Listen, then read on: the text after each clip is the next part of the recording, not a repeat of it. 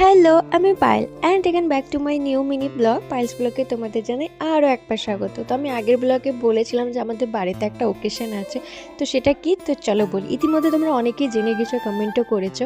তো এই তো সকাল সকাল আমার ছোটদা চলে এসছে। আমি তখনই জাস্ট ঝাড় দিয়ে ডাস্টবিনের নোংরা ফেলতে গিয়েছিলাম, আর ওকে ওইভাবেই হাগ করে নিলাম, যেহেতু আমাদের অনেক দিন পর দেখা হলো। ছোটদা আমার খুব স্পেশাল একটা পার্সন, তোমরা জানো। তোমাদের জন্য চকলেটও এনেছে। তারপরে আমি সমস্ত কাজ করে স্নান করে নিলাম, আর আউটফিট এটা পরেছিলাম। তো আজ হচ্ছে আমার সোনামায়ের 21 রিচুয়ালস হচ্ছে একটা কি সেটা আমি তোমাদের বলি। আমি নিজেও ভালো করে জানতাম না, সচরাচর এত কাছে থেকে আমি এই রিচুয়ালসগুলো দেখিনি। তো আমার সোনামা হওয়ার পরে আমি এগুলো জানতে পারলাম। সেরকম কিছু না, সামান্য ব্যাপার। তার আগে এই যে ইনি তো এলো না, একেবারে ওনার এত কাজ, এত ব্যস্ত, সেজন্য ভিডিও কলে ওনাকে রেখেছিলাম। ইতিমধ্যে দেখছি সজলকেও চাটনিটাও করে দিয়েছে, আর আমাদের স্পেশাল রাঁধুনি, যে কিনা আমাদের সমস্ত ওকেশনে রান্না করে। পর আমরা সকাল সকাল জলখাবারটা খেয়ে নিয়েছিলাম, যেহেতু তাড়াতাড়ি হয়ে গেছিলো, আর আমরা খুব ভালো করে জানতাম এবার যত বেলা হবে আর সময় থাকবে না। তো এই তো এক এক করে যে সমস্ত রিচুয়ালস ছিল সেগুলো হলো। বেশি কিছু না, সামান্যই আগে বললাম। দুবার পুজো করতে হয়, তো দিদিকে মেয়ের মাকে, বাচ্চার মাকে, তো সেটাই করছিল। আর এদিকে কাকু চিকেন কষাটা করছিল। আমি তো খাবারের কোনো স্যুট নেওয়াই হয়নি, রান্নার কি কি মেনু হয়েছিল তোমাদেরকে দেখানোই হয়নি। তো এই যে আমার সমস্ত রিলেটিভও চলে এসেছে, আমার মা, কাকিমা, দিদা, জেঠিমা, সবাই মহিলা সমিতি পুরো একেবারে চলে এসেছে সবাই এখানে।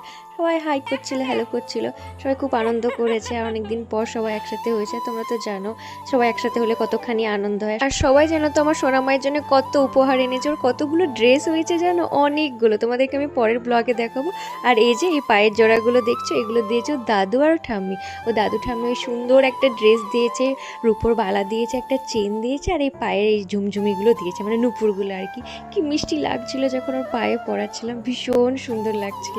আর ওই ড্রেসটা ওকে এত মিষ্টি মানিয়েছে। আর আবার আমার কাকু আবার সানগ্লাস পরিয়ে দিচ্ছিল।